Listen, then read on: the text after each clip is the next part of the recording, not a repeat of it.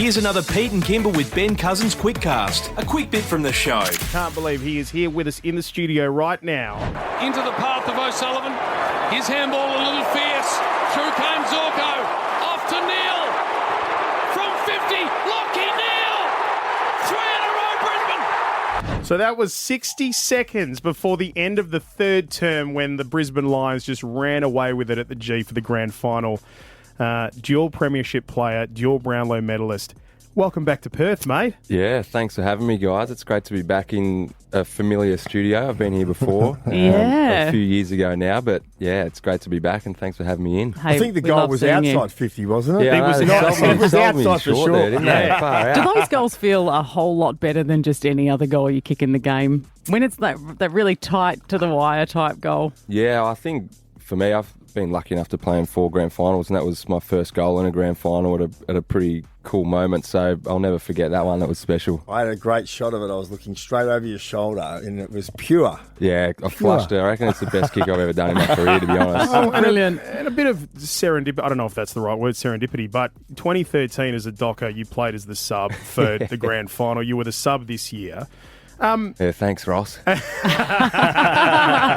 you've come good. Don't you worry about that. But, you know, the calf was what everybody was talking about and whether or not you'd be able to get up in time and be fit and healthy. And then you come on and I reckon if you had another quarter on the ground, you would have won the Norm Smith. Like you were killing it. How close were you to not actually playing because of the calf? Not very close. I suppose for me it was a bit of a weird process. Did the calf against Geelong in the first final and got a scan, and the club basically ruled me out for the year straight away and just said that's a sort of 6-week injury, so you're not going to make it back. But then I just had function in it a lot quicker. I think because my calves are so big, everything else just takes over and sort of protects the injury. So I was able to function a lot better than they thought. And I did like a 2K run the day after the boys beat Gold Coast in Brisbane, and I wasn't meant to run for about 6 days after that. So I was sort of 6 days ahead of schedule really quickly, which they didn't think would be possible. So it just moved so quick from there, and every second day just ran. Just built up, and then the week of the Collingwood game got a really big session in the morning and ticked that off, and the club sort of said, yeah, I think he's good to go. So once I did that one, I thought, yeah, I think I'll play if the boys get up against the Pies, which they did. Yeah. That was the most nervous game I've ever watched. I was just like a fan in the stands, like, oh my God, please win, boys, because I knew I'd probably play in the granny if we got up. Yeah. What about being the sub? I must admit, I was one that thought, I don't think you're alone. He knows he where may you're going only with have this. half a game in him, but have him. I'm a big fan of your clean hands in traffic when the game is hot. I don't think that's when you're at your best. Get him in there when the game's, like that, and then if he can't make it through the whole game, that's what the sub's for. But, you came on at halftime and changed the game. How did you feel about that role, and was it left up to you? A little bit. It was sort of, Fague spoke to me on the Monday of grand final week and just said, I'm weighing it up. How would you feel if I put you as a sub? And to be honest, I think at the start you're sort of like, well, it's a bit on that. Like, I don't know, I've played almost 300 games and maybe the ego kicks in a little bit and you're like, oh, it's going to be a bit different if he goes down that path. But as the week went on, I did a quad late in the home and away season and missed the last 3 games. So I'd only played 3/4 of footy in 8 weeks. And so as sort of rolled into Tuesday and Wednesday, I probably felt more comfortable being the sub and knowing that he said, I'll pull the trigger if things are going pear-shaped in the first quarter or second quarter, like I'll just get you on. So I knew that I wouldn't be one of the subs that comes on with 5 minutes to go and just sort of, I don't want to say a token premiership medal, but you sort of just don't really contribute, which was probably my biggest worry. But as the week went on, I thought that was the right call to put me as a sub, and we had some really good chats about it. And yeah, it was probably Fage's decision at the end of the day, but I was really comfortable with it as the week wore on, like I said. Lachie, are you happy to stick around for a couple of minutes? Because I'm interested, like, off the back of, Oscar Allen obviously moving over to your team. We had him in yesterday and chatted to him, and it's sort of, we love Oscar personally. He's been such a professional and such a great dude, and we want him to succeed. And I think that you going over to the Lions, I remember when you left our show years ago,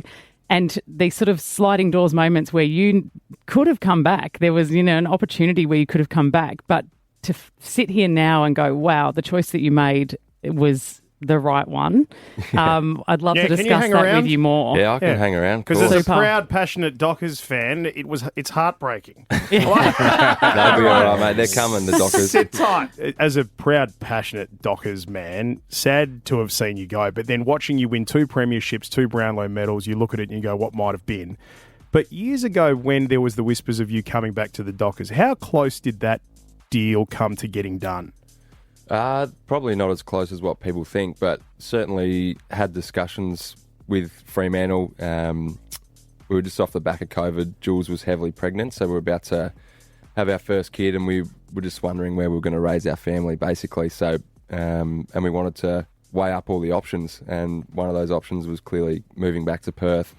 So, yeah, we weren't ever really close to getting anything done or in serious talks, but for us, we just wanted to know if we wanted to move back to Perth, was there an option to play for a club here? And Fremantle was sort of the obvious choice at that point of time. And they would have welcomed you back with open arms. Maybe, yeah, I don't know. But we did think about it. In the end, that sort of got out that we were talking to Freo, and we had to make a decision that we would have liked to have spent maybe a week or so thinking about. We had to make it in about 24, 48 hours. So we sat down as a family with Jules' parents, my parents, and sort of figured it all out and decided the best place for us was Brisbane. So I think, I know we would have come to that conclusion after a week as well, but the process just got sped up a bit. And clearly, it's worked out beautifully, which is great. But you say, looking for the best option to move west. So if that had been a West Coast, would you have taken a gig at West Coast? At that time? Yeah. We didn't hear from them, and no one probably even thought we were looking at coming back. So that's probably not surprising, but possibly, I can't even remember what West Coast were like in 2021, or probably not too bad, but maybe if we felt like we had to get back to Perth and Freo said you can't come back, then we probably would have looked at it. So interesting. We sat down, decided that Brisbane was the best place for us, and clearly for my football, it was the best spot for me at that time, and for life, we decided we'd get things in place to get family over. Yep. My sisters live in Brisbane now, so they help out a lot, and we just put some things around us for family support, and away we go. It's great. It's awesome. Did you have something you wanted to ask Lachie, Ben, about the jump? What was it that you were talking to him about? Well, I did mention it earlier, just about being a big fan of how clean you are. It's something that I am passionate about with the game, and I know when you started at Fremantle, it was one of your strengths, but I don't think, I'm not sure exactly when it happened in your career, where I think you just took a huge leap forward and became, went from being sort of like most top midfielders in the game are, and that sort of adequacy, to being almost a rung above. I look at the game now, it's probably the only one that maybe sits alongside you is Dacos, probably, in terms of how clean. And looking at the vision at some games and then go, geez, how did the ball get there? I need to go back and rewind that almost. I thrive on it. Yeah. But was there something you did, or did it happen overnight? Yeah, it was probably when Brett Kirk came to the footy club after he played at Sydney, and then we got him to Fremantle as an assistant coach, and he worked so closely with me and instilled so much belief in the work that I'd done, but the work that I was also doing with him. And from 2014 to 2015, I think that's when I made that jump. And I think from 2015 to now, there's something that I'm really proud of, is the consistency that I've had across that time period. I think I've made maybe 7 or 8 All-Australian squads in that 10 or 11 years. And not that that's everything, but that just sort of shows the consistency that I've had from that year. Whereas before that, I was really inconsistent first 3 or 4 years in the system. And from 2015 onwards, I feel like that's when I made that jump. But I didn't do anything overnight. It was just a lot of repetition of the same stuff. It seems mundane, but the end goal and what can happen when you do put in that work. So with Kirky, just put in so many hours on the track with my touch, my stoppage craft, and from there, my career sort of took off. But really thankful for Kirky and the time and effort that he put into me, but also Ross as well for giving me an opportunity in that midfield with Fife, Mundy, Barlow. At the time, we had a great midfield, and he was giving me an opportunity in there too. Now, Lachie Neale, before we say goodbye to you, we had to say goodbye to Oscar yesterday, Oscar Allen, who's been on our show for 4 years, and we couldn't let him go without playing the Wheel of Inappropriate Questions, which he, every time we played it with him, honestly, he answered it better than pretty much anyone we've ever had on the show, I reckon. Yeah. But we did put one question to him that was inappropriate yesterday just to see how he'd handle it, and we thought we wanted to play it back to you. We were basically asking him, being a former co-captain himself, now moving to the Lions, if he'd be interested in your job. And this is what he had to say. Oscar Allen, you have been a captain. Lachie Neale is the captain of the Lions. Do you want his job? God, no. Nah. Also, they've got 2 captains. So him and Harris Andrews share the role. Yeah. And they do a terrific job. I reckon they're the best captains in the competition. And I'm excited to just go over there and hopefully play some good footy and not worry about any of that stuff. So. You shared a role. I mean, you'd be right for the... That's a very civil answer from Oscar, wasn't it? He's great. Yeah. He's ready. He can't wait. Are you excited to have... You must be excited to have a talent like his over at the club, eh? Yeah, we're pumped. We're very excited. Great acquisition for us.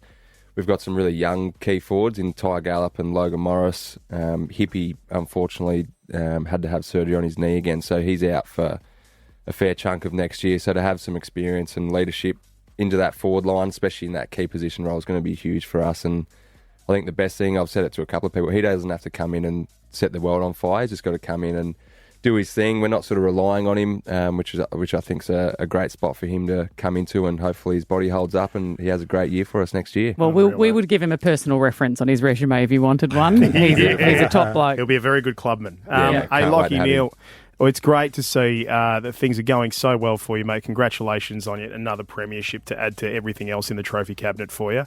And thanks for coming in and spending some time with us here on the show. It's good to have you back in Perth. Appreciate it. Thanks, guys. Thanks for having me on. That was a Pete and Kimber with Ben Cousins Quickcast. Want to hear more? Catch the full show podcast on the Listener app.